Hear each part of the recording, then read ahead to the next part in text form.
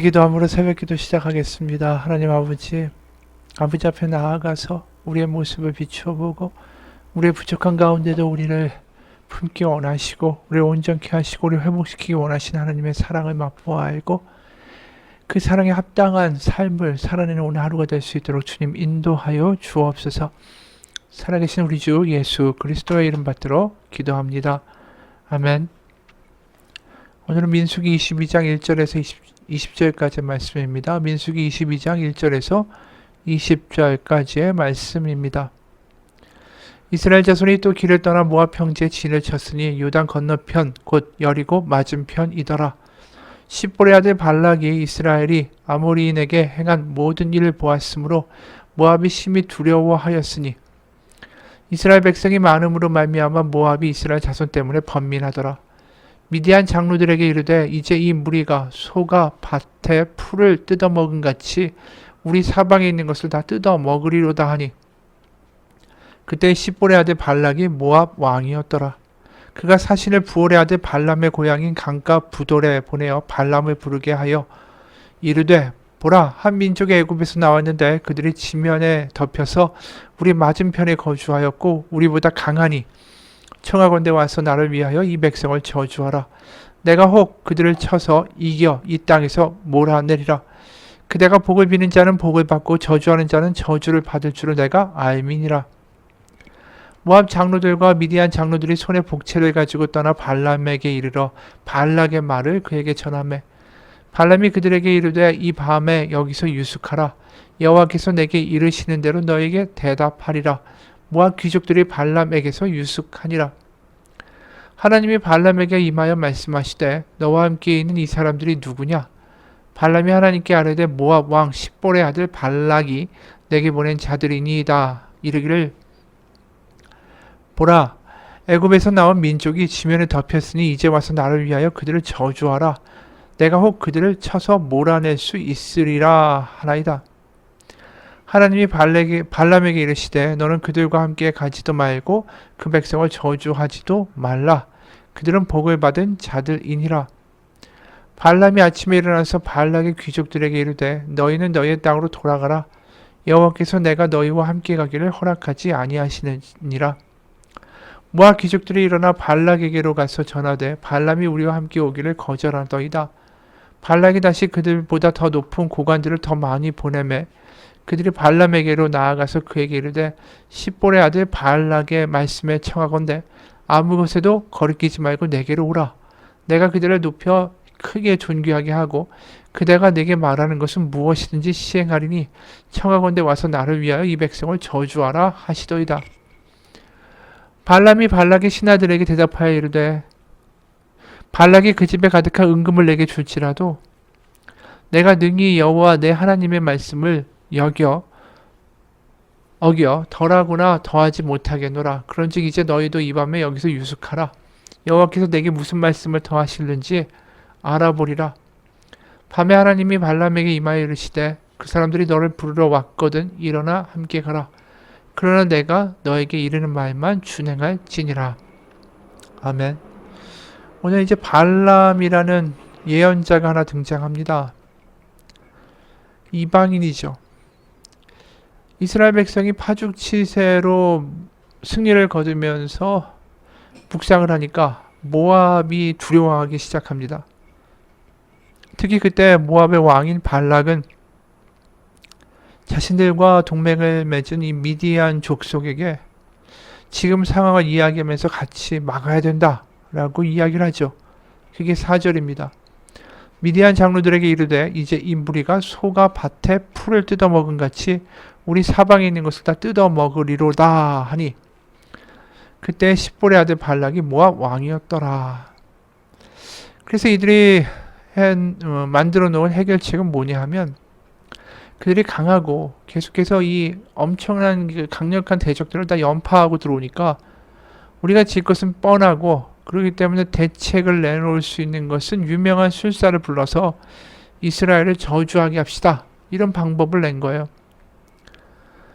그래서 6절에 보면 이 발람에게 이렇게 말을 하는 거죠.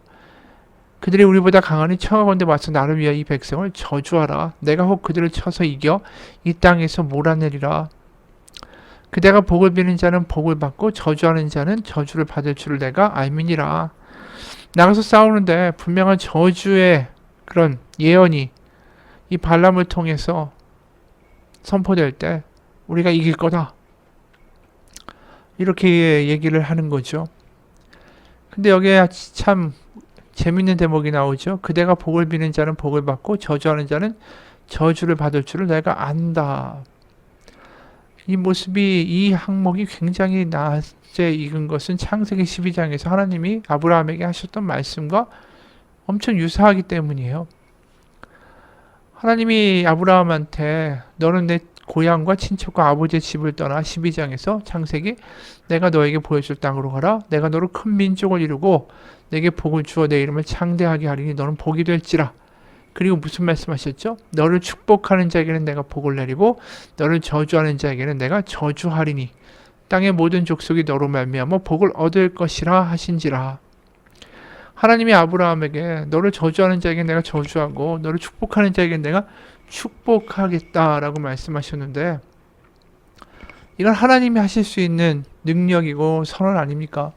근데 발락 왕이 이 발람한테 이런 말 하고 있는 거예요. 네가 저주하면 저주받고 네가 복을 빌어주면 복을 받는다. 무슨 발람이 신입니까? 그러니까 결국 어떤 식으로 만들어 놨냐 하면 발람이 여호와와 대결해야 되는 그러한 국면으로 만들어 놓은 거예요. 그런데 발람이 뭐라고 이야기하냐면 그 자신에게 온 그 귀족들과 사신들에게 이 밤에 여기서 유숙해라. 여호와께서 내게 이르시는 대로 너희에게 대답해 주겠다. 이 발람이 뭐라고 이야기하는가 8절에서 보면 여호와께서 내게 이르시는 대로 이렇게 말을 합니다. 이 여호와란 이름은 이스라엘 민족의 신을 가리키는 고유 명사였다라는 것이죠. 사실 모압은 그모스 신 또는 바알 신들이 그들의 주된 신이었습니다. 근데 지금 여호와에게 묻겠다라고 하는 거예요. 이스라엘의 신에게 묻겠다. 그러니까 자신이 이스라엘의 신도 다 알고 있다. 그러면서 이제 이렇게 대답해 줬는데 하나님이 실제로 발람에게 말씀하세요. 너와 함께 있는 이 사람들이 누구냐? 이렇게 물어보세요. 여기서 생각해 볼 것이 하나님이 이 발람이 지금 같이 있는 사람들이 누군지 모르셔서 물으셨을까요? 우리가 선악과를 따먹고 아담과 하와가 나무 뒤에 숨었을 때 내가 어디 있느냐라고 물으셨을 때 하나님이 그들이 어디 있는 걸 모르셔서 물으신 것이 아니죠. 그들 스스로 그 질문에 대하여 곱씹어보고 내가 무슨 짓을 한 건가 다시 한번 돌이켜보기를 원하시는 질문 아니었습니까? 그러니까 똑같죠. 너와 함께 있는 이 사람들이 누구냐? 라고 물으셨을 때 발람에게 생각해 보라고 하시는 거예요. 그러니까 네가 선택하고 속해야 할 쪽이 어디인가 그걸 분명히 하라고 말씀해 주신 거죠. 근데 이제 발람은 거기랑 엉뚱한 대답을 합니다. 10절에 모압 왕 십볼의 아들 발락이 내게 보낸 자들이니이다. 하나님이 이걸 모르셔서 물으셨을 건 아니지 않습니까? 그러면서 11절 보라 애굽에서 나온 민족이 지면에 덮였으니 이제 와서 나를 위하여 그들을 저주하라. 내가 혹 그들을 쳐서 몰아낼 수 있으리라 하나이다. 이 하나님이 다 알고 계신 걸 다시 한번 이야기할 뿐이에요. 하나님의 분명한 뜻을 말씀해 주신 것이죠. 너와 같이 있는 사람들이 누구냐? 네가 거기에 속한 사람도 아니고 네가 그들과 함께하는 그러한 그런 위치나 그런 일을 해서도 안 된다라는 뜻으로 말씀하셨는데 엉뚱한 이야기를 하시는 거죠. 그러면서 가지 말라고까지 분명하게 이야기해 주세요. 이스라엘 저주도 하지 말고 장로들 따라가지도 말라. 그러니까 발람이 이제 분명하게 이야기해요. 너희는 너희 땅으로 돌아가라.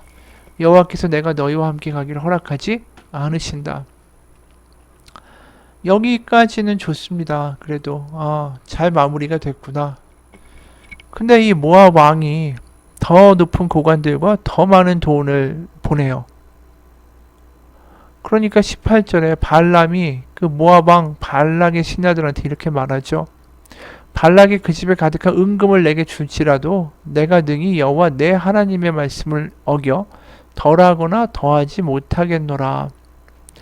이 굉장히 믿음 있는 것처럼 말하잖아요. 은과 금, 이것은 아무 의미가 없다. 하나님의 말씀이 훨씬 더 중하다. 그 말대로 할 것이다. 뭔가 믿음이 있는 어떤 대목처럼 근사하게 이야기해놓고 19절에 이렇게 얘기해요. 그런즉 이제 너희도 이 밤에 여기서 유숙하라. 여호와께서 내게 무슨 말씀을 더하실는지 알아보리라. 이미 다 끝났는데 이들을 자기 집에 유숙하게 하고 더 나아가서 내가 여호와께 또 물어보겠다라고 뭔가 여지를 남겨주죠. 갑자기 하나님 마음이 바뀌고 나도 마음이 바뀌어서 너희를 따라갈 수도 있다. 이런 암시를 주는 말을 하는 거예요. 여기서 이 사람의 본 마음이 무엇인지 드러나는 거죠. 여호와를 지칭하면서 자신의 이익을 구하는 사람인지 정말 여호와 하나님을 믿는 자인지 여기서 분명하게 드러나는 겁니다. 그는 사실상 여호와라는 이름 가지고 돈을 벌고 싶어 하죠. 종교 장사꾼입니다. 아무리 근사하게 말해도. 그래서 20절에 이런 말씀하세요. 밤에 하나님이 발람에게 임하여 이르시되, 아니 또 무슨 말씀을 더 하시는지 알아보겠다 할 때 또 나타나셨어요. 그러면서 뭐라고 하셨냐면 그 사람들이 너를 부르러 왔거든. 일어나 함께 가라. 그러나 내가 너에게 이르는 말만 준행할지니라. 이 말씀도 되게 희한해요. 이미 그 사람들이 왔죠. 근데 그 사람들이 너를 부르러 왔거든. 오면 이런 식으로 조건적인 이야기를 하신다라는 거죠. 이미 발람의 집에서 자고 있지 않습니까? 이 이야기는 뭘까요? 왜 굳이 그 사람들이 너를 부르러 왔거든 이라고 말씀을 하실까? 이 이야기는 그들의 너를 보러 왔다라는 것을 표면적으로 말씀하시고자 하는 게 아니라 그 사람들을 너의 마음에 받아들였다면 네 마음에 그들이 부르는 것이 네 귀에 네 마음에 들렸다면 그들의 돈과 유혹이 네 마음에 들어와 너를 부르는 것이 너 마음 가운데 느껴지고 들려지고 끌려진다면 이렇게 말씀하시는 거예요. 9절에도 발람에게 처음에 뭐라고 하셨습니까? 너와 함께 있는 이 사람들이 누구냐? 몰라서 물으시는 게 아니잖아요. 이 사람들이 누군지 네가 분명히 안다면 넌 분명하게 여호와 하나님을 선택하고 그들을 따라가는 길을 가지 않을 것이다. 이렇게 말씀하신 거고 질문이지만 그들이 너에게 왔다면 너를 보러 왔다면 네가 그 사람들의 말과 돈에 네 마음이 움직이기 시작한다면 네가 선택하고 네가 따라가라. 그렇게 얘기하시는 거예요. 그리고 내가 너에게 이르는 말만 준행해라. 이 사실상 선택의 길 가운데 하나님이 나를 선택해라.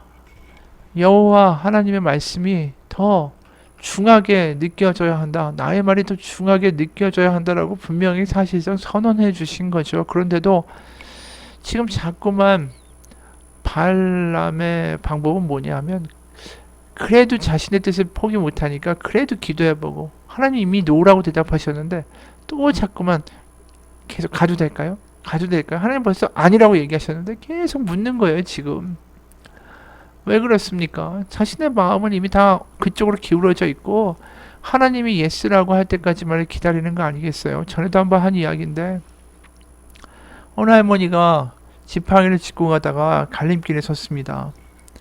그리고 하나님께 기도해요. 하나님, 지팡이가 왼쪽으로 쓰러지면 저 왼쪽으로 가고 오른쪽으로 쓰러지면 오른쪽으로 가겠습니다. 이렇게 기도합니다. 사실 마음 가운데 오른쪽으로 가고 싶어요. 근데 지팡이가 뚝 던졌더니 왼쪽으로 갑니다. 그러니까 하나님, 제가 다시 한번 던져보겠습니다. 그리고 또 던져요. 그러니까 왼쪽이 또 나오는 거예요. 하나님, 그래도 다시 한번 하나님의 뜻을 묻기 위해서 제가 신중해야 되니까 3번 해보겠습니다. 그러니까 이번에 오른쪽이 나왔어요. 하나님 감사합니다. 오른쪽으로 가겠습니다. 우리가 이런 식이라는 거죠. 이미 마음적으로 내가 어느 쪽을 가겠다라는 마음을 다 먹어놓고 그걸 신앙이나 이름으로 자꾸만 도배하고 싶어 하는 거예요. 지금. 그러니까 사실상 이 발람의 마음이 딱 그거죠. 이미 그쪽으로 가고 싶어요. 돈과 은과 금과 명예와 지위와 이런 것들이 다 머릿속에 들어옵니다. 그러니까 자꾸만 물어보는 척을 하는 거예요. 여러분, 우리가 하나님이 아니다라고 하셨으면 아닌 겁니다. 그게 믿음이에요. 왜 우리가 자꾸만 시험에 들까요? 하나님이 아니라고 하시는데도 계속 미련을 못 버리고 자꾸만 거기에 머물러 있으니까, 그래서 우리가 자꾸만 시험에 들고 문제가 생기는 거 아닙니까? 여러분, 우리의 삶에는 분명한 믿음의 결단이 필요합니다. 하나님이 아니다라고 하시면 아닙니다라고 훌훌 털고 일어날 수 있어야 된다는 거죠. 다윗이 밧세바를 보면서 아이를 낳죠. 그 아이를 하나님이 치시니까 그 아이가 병에 걸립니다. 그러니까 그 아이를 위해서 울며 정말 매달립니다. 금식하며. 그러다가 그 아이가 죽자 다윗이 벌떡 일어나 그때부터 밥을 먹기 시작하죠. 우리가 하나님 앞에 매달려서 기도하는 거 굉장히 옳은 겁니다. 하지만 하나님이 아니다라고 하셨을 때는 그것을 그렇습니다, 아멘이라고 받아들일 수 있는 마음도 믿음이라는 거예요. 포기할 수 있는 게 믿음이라는 거죠. 그래서 어떤 분이 이런 이야기도 합니다. 기도의 진정한 응답은 내가 원하는 것이 이루어지는 것이 아니라 내가 원하는 것이 이루어지지 않아도 아멘이라고 답할 수 있는 것이 기도의 응답이다 라는 것입니다. 우리가 기도에서 포기할 수 있다면 그것이 기도의 응답이라는 것입니다. 우리가 하나님 안에서 노라는 것을 잘 받아들이며 네 맞습니다 하나님, 그게 하나님 저를 위한 하나님의 선한 뜻인 것임을 믿습니다라고 믿게 될 때에 그게 믿음이라는 거죠.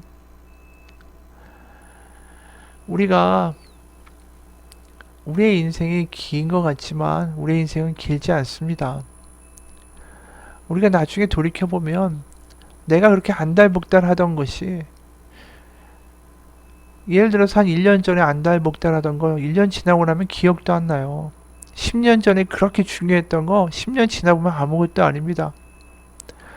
우리가 20대 때 남녀간에 이별하고 그것 때문에 너무 가슴 아팠다고 하다가 나이 60대 가지고 그때 얘기를 하면 기억도 가물가물한데 이렇게 이야기하게 되는 게 인생이에요. 우리가 더 큰 그림을 봐야 됩니다. 눈앞에 있는 것에 일희일비하는 게 아니라 하나님이란 크신 그림을 바라보고 하나님의 말씀 가운데 순종할 수 있는 사람들이 되기 원합니다. 어떻게 죽을 것인가라는 책이 있어요. 거기 이런 내용이 나옵니다. 요양원에서 앨리스 할머니는 사생활과 삶에 대한 주도권을 모두 잃었다. 병원 환자복을 입고 지낼 때가 대부분이었다. 직원들이 깨우면 일어나고, 목욕시켜주면 하고, 옷을 입혀주면 입고, 먹으라고 하면 그저 먹었다.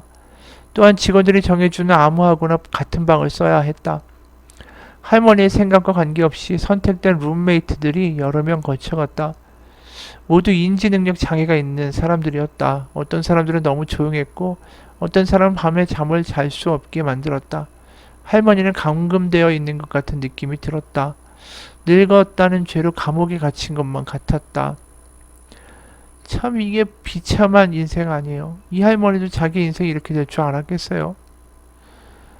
이 인생 우리가 정말 내가 좋아하는 거 따라가고 내가 원하는 거 하고 싶은 대로 하고 그러다가 결국 이런 식의 인생의 마무리를 얻는다면 그게 뭐가 의미가 있겠어요? 이 발람이라는 사람이 결국 하나님의 믿음이 있는 것 같지만 자꾸 원하는 쪽으로 가잖아요. 결국 나중에 어떻게 되냐면 이스라엘 민족에 의해서 살해당합니다. 죽어요. 결국 비참한 결말을 마무리합니다. 그게 31장, 민수기 31장 7절이에요. 그들의 여호와께서 모세에게 명령하신 대로 미디안을 쳐서 남자를 다 죽였고 그 죽인 자 외에 미디안 5왕을 죽였으니 미디안의 왕들은 에위와 레겐과 수르와 후르와 레바이며 또 부올의 아들 발람을 칼로 죽였더라. 참 비참한 인생이죠. 우리의 인생이 하나님을 따라가고 하나님께 순종하지 아니하면 결국 우리 인생의 귀결이 어떻게 될지 우리는 아무것도 장담할 수가 없다라는 거죠. 어느 노년의 권사님은 이렇게 이야기를 해요. 예수님 만난 뒤에는 긴 세월 이렇게 혼자 살았느냐라고 누가 물어보면 내 딸은 이렇게 답합니다. 나 예수님과 살았어. 혼자 안 살았어. 그렇게 말합니다. 피난 간 뒤로 영 소식이 없는 남편 대신에 정말 예수님이 내 남편이 되어 주셨으니까요. 나는 부족한 거 전혀 없었습니다. 가난하지만 부족함 느끼지 못하고 불만도 없었습니다. 하나님 함께 하시니까 그게 나의 행복이죠. 올해 2월에 허리를 삐었습니다. 한번 일어나면 눕기가 여간 사나운 게 아닙니다. 그래서 요즘 거동은 못하지만 방에 누워서 세계를 위해 기도합니다. 파푸아 뉴기니, 프랑스, 폴리네시아, 피지 등 하나님의 나라의 확장을 위해 기도할 뿐입니다. 나는 지금 행복하게 하늘나라 갈 날을 기다리고 있습니다. 그래서 배짱 좋게 이렇게 기도도 하죠. 하나님, 나 어디다가 더 써먹을 데 없습니까? 난 하늘나라 갈 때까지 하나님의 도구로 쓰이다가 천국에서 모두를 기쁘게 만나기를 바랍니다. 아까 앨리스 할머니 사는 게 지옥이잖아요. 이 할머니 똑같이 아파도 전혀 다르게 살고 있어요. 왜요? 하나님이 계시니까. 우리가 하나님 앞에 절대적으로 예스 할 수 있는 사람이 되기 원합니다. 하나님의 노에 대해서 예스. 하나님이 예스 하실 때도 감사합니다. 하나님의 어떤 응답에도 예스라고 대답하며 순종할 수 있는 그 하나님과 동행하는 하나님의 충만한 그 기쁨과 동행하실 맛보는 인생 되기를 주님의 이름으로 축원합니다. 하나님 아버지, 때로 우리는 알지 못합니다. 왜 이런 이런 결과가 나오는지. 우리가 바라고 원했던 것과 전혀 다른 결말로 이어질 때 우린 때로는 하나님께 왜 이러냐고 묻기도 하고 내가 원하는 것이 이루어지기를 계속해서 강구할 때도 있습니다. 하지만 우리가 하나님의 어떤 응답에도 하나님 맞습니다. 하나님이 다 선한 계획을 가지고 계시죠. 하나님이 하나님의 뜻을 이루실 것을 믿습니다. 그러면서 기도와 순종으로 살아갈 수 있는 믿음의 사람들이 되기 원합니다. 그 믿음의 귀결에는 비록 내가 지금의 줄거리를 알지 못한다 할지라도 하나님의 선하고 위대하신 마무리가 있을 거라고 믿기 때문입니다. 하나님 믿음으로 살게 하여 주옵소서. 믿음 가운데 실망하지 않고 좌절하지 않고 하나님의 응답에 대해 항상 예스라고 말하며 믿음 가운데 승리하는 우리의 삶이 되게 도와 주옵소서. 예수님 이름 받들어 기도합니다. 아멘.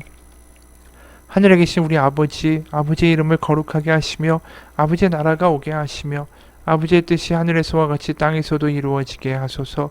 오늘 우리에게 일용할 양식을 주시고 우리가 우리에게 잘못한 사람을 용서하여 준 것 같이 우리 죄를 용서하여 주시고 우리를 시험에 빠지지 않게 하시고 악에서 구하소서. 나라와 권능과 영광이 영원히 아버지의 것입니다. 아멘.